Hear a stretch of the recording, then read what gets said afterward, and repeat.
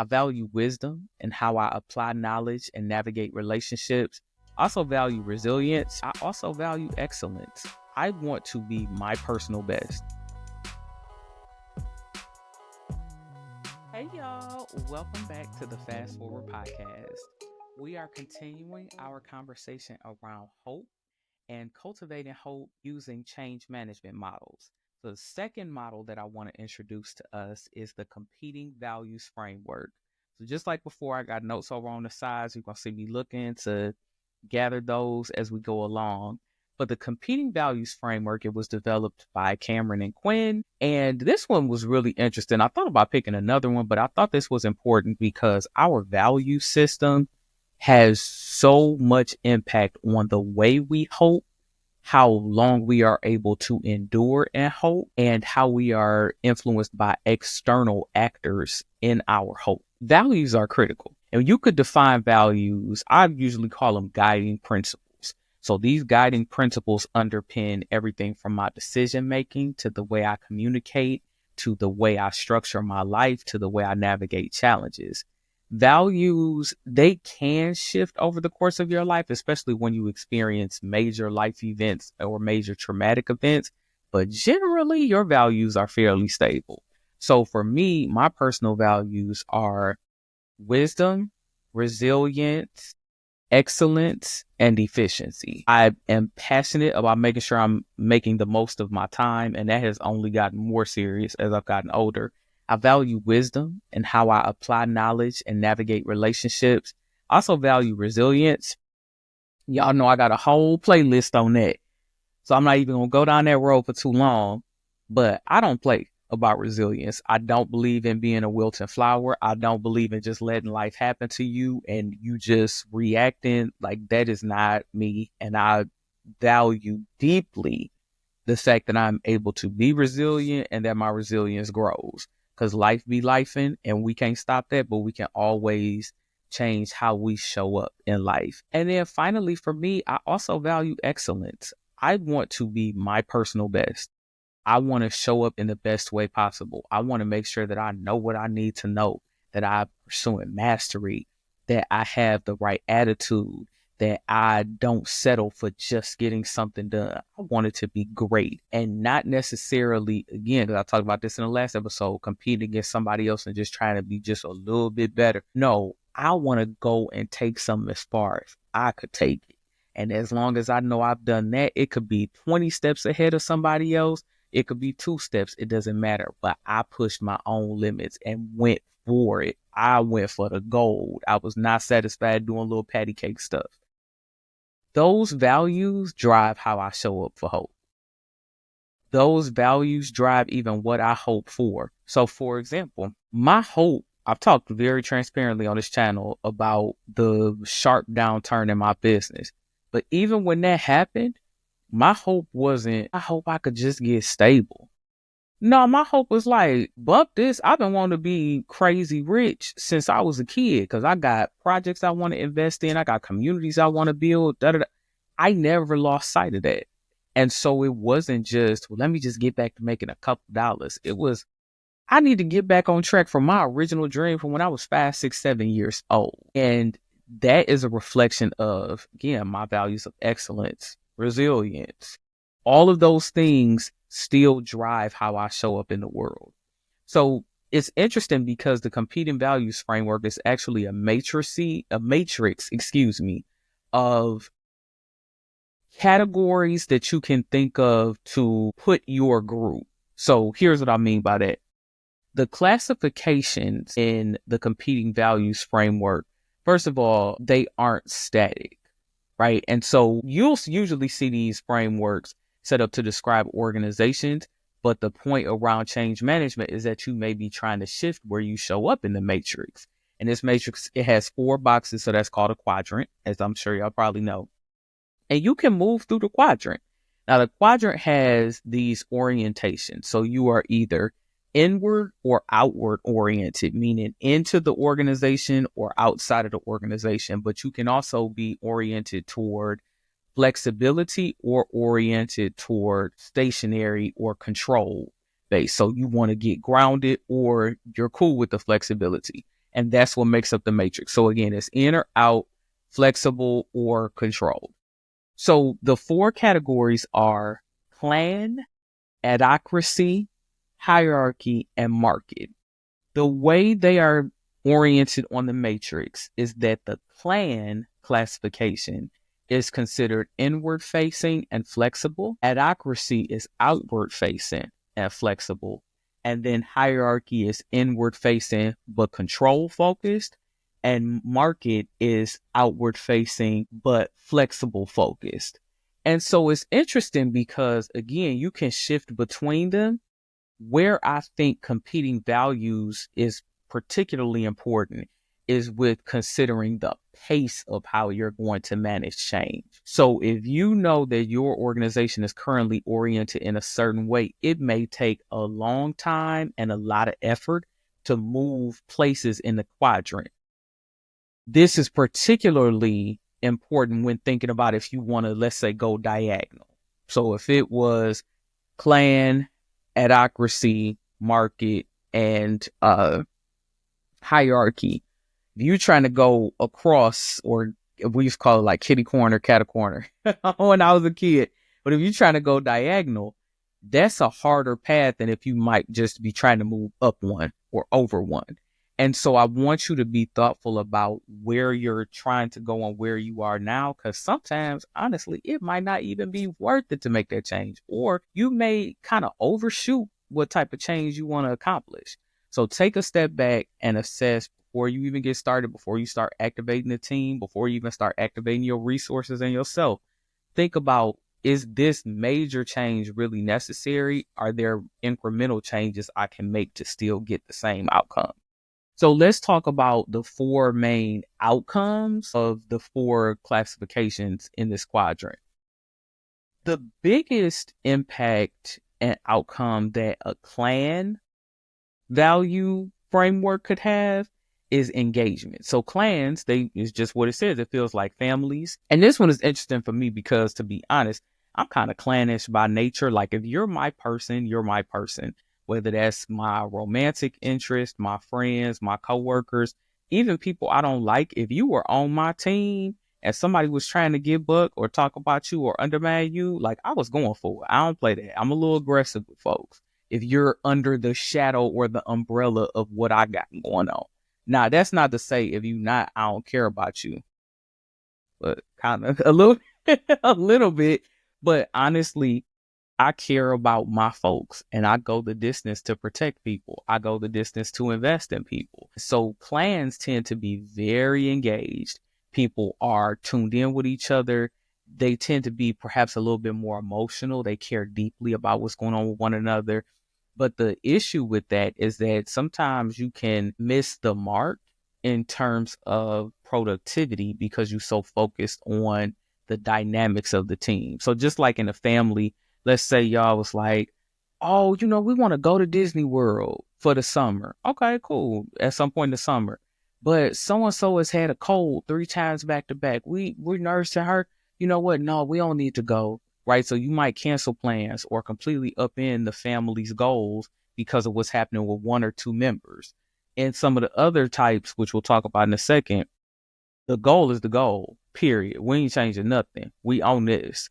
And so, again, clans definitely have their benefits. This is one that's in and flexible, but that flexibility and that inward focus can kind of become its undoing because you may not be focused enough on productivity as a team to get stuff done. And because you're so inward focused, you may either miscategorize something as a threat that's really an opportunity, or all of that stuff is in your blind spot because you only focused on what's happening inward with the team. So the second type, adhocracy. Remember, this one is out and flexible, so it's very outward focused. And adhocracies are dope because the main outcome and impact of this is innovation. So deeply entrepreneurial, coming up with new stuff. Tech companies are often like this with the adhocracy. They just value coming up with something new. And while that is dope, you get a lot of new stuff. The lack of stability is often its undoing. So if you notice, I call it startups growing up. like tech startups growing up, and I've been a part of one of those before. I'm not even gonna get into the detail for that. But just like teenagers, they do stuff and you like, no, why would you do that? Right? Unnecessary risk taking, deeply emotional, but for another reason, right? They are the folks who just do stuff to do it. People can't feel a sense of groundedness. And when everything is constantly in flux, nothing really gets done. So these are the companies where, if you think about some of the technology we love, especially SaaS companies, they always coming out with new features and doing all these new things. Nobody asks for that. Folks don't necessarily like that. We don't want to use that, but it's new. It's new. It's new. This is that break things fast, try again culture. There comes a point where you have to grow up, right? There's a reason why by the time you usually hit like 30 and 40, you're like, no, I don't need to go to the club every weekend, right? Like I want to stay in the house. I want to watch my little movies, because all of that constant change, it gets a little old. But especially for folks who are earlier in their career or people who are coming out of too much stability, they'll love that type of environment. Now, the third type is a hierarchy. You see this a lot with government agencies, things that are aligned with like Department of Defense type work. Aviation is another interesting one that is very similar to that. And ironically, that's usually kind of a career pathway for people. But hierarchies, I kind of like those. I don't always want to be there, but I find value in it, probably because I used to work in government. But hierarchies are inward focused and control centered. So one of the best things that come out of a hierarchy is efficiency. It's easy to get stuff done, not because the work is too simplistic or it's not complex, but because the chain of command is so clear. The steps are clearly laid out. Usually you've got a ton of SOPs or standard operating procedures. You got your approval chain. Everything is so laid out to the T, well-oiled machine, well-tested, fully approved, fully communicated, that you could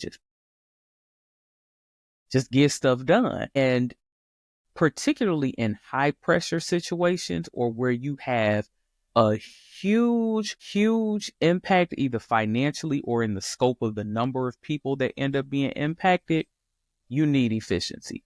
So the reason why I called out government, and I saw this especially when I worked in the city of New York. The city of New York, across all the agencies, had like 400,000 employees back when I worked there. That's great. This is like 10 years ago, y'all. That is insane. Like 10 years ago. And people were reliant on the city's HR department, and in particular, the city's HRIS systems, to change their benefits, get a promotion, and make sure that's in the system so they can have the appropriate pay rate, process civil service exams. I'm not interested in breaking stuff fast and coming up with something new every day. It's too many people who are dependent on this. So I need to know this is going to work. It's going to work just like this. You communicate it and get the buy-in. Because guess what?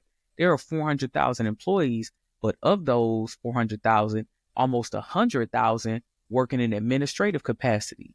I don't have time to communicate something new every other day to 89,000 people. By the time it gets to them, guess what? Somebody going to have the wrong benefits package. Somebody's promotion is not going to get processed, and so they're not going to get paid the right amount. Somebody's name is not going to be changed and updated, which could cause issues with their tax documents. Any number of issues could be happening. And so I think government gets a bad rap because like there's all this bureaucracy. We don't need all this red tape. Yes, you do. Yes, you do. And I think we're finding it out the hard way now because we don't even realize how complex all of these systems are. I never forget, this was another job, but it was like a quasi-governmental contract. And I saw this even at my government jobs, but they would have these old forms, and I used to hate it. I'm like, why is that all these old forms? It's just getting on my nerves, right? I realized over time, though, the reason why people just kept photocopying this old form, and we couldn't even find the original, which was originally made in 1989 when I was a toddler, because at that time that was needed for efficiency's sake. And so, again, you got a whole city that's reliant on 500,000 people to do something for them, whether that's sanitation, the police department, fire department, health and mental hygiene, because that's what the health department was called, DOHMA, whether it's the civil service exams to make sure that engineers are checking bridges and roads. We don't have time for you to be coming up with something new and you ain't told nobody about it, because we are too big to be dealing with this. And so these forms, all of this change, the systems, the steps, the processes, the approval chains, especially in technology systems, you need that groundedness and you need that efficiency because there are too many moving parts at the same time. Last classification, which is market. So market is outward facing and flexible. So these organizations and teams tend to be customer centric. They're very responsive to what customers need, what customers want.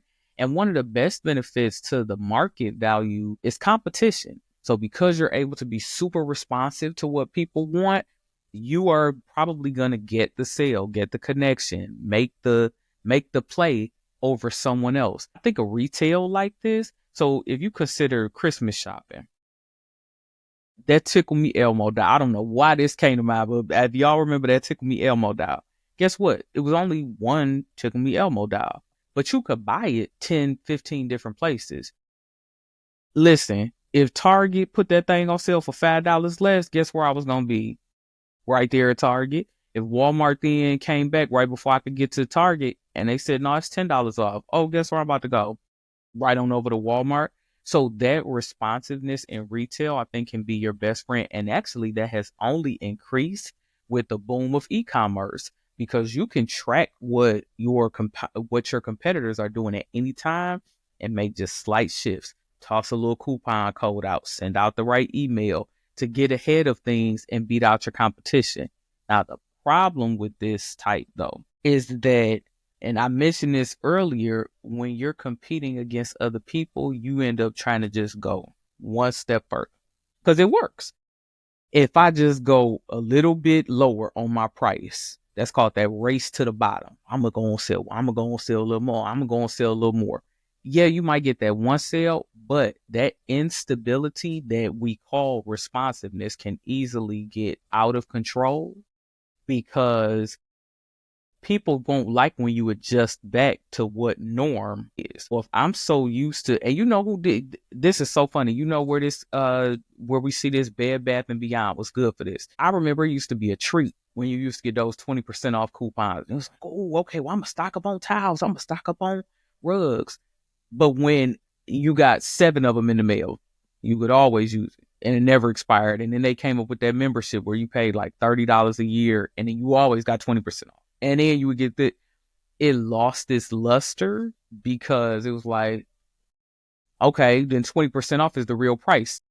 Tickle us surprised if you happen to go in there one day and they was like, oh, we ain't got no 20% off coupons. And it was like, excuse me? Like, what do you mean I'm paying full price for these towels? What do you mean I'm paying full price for the rug? Like, I ain't doing that. So again, you will find that race to the bottom, that race to be responsive to every little thing can be your worst enemy. I would suggest, and I do this even in my business, especially as a service company, I tend to ask for client feedback intermittently. So one thing I do is I schedule in check-ins at the start of an engagement, especially if it's something like on retainer or a larger project. And then periodically after something is over, I'll check in, see how they're doing.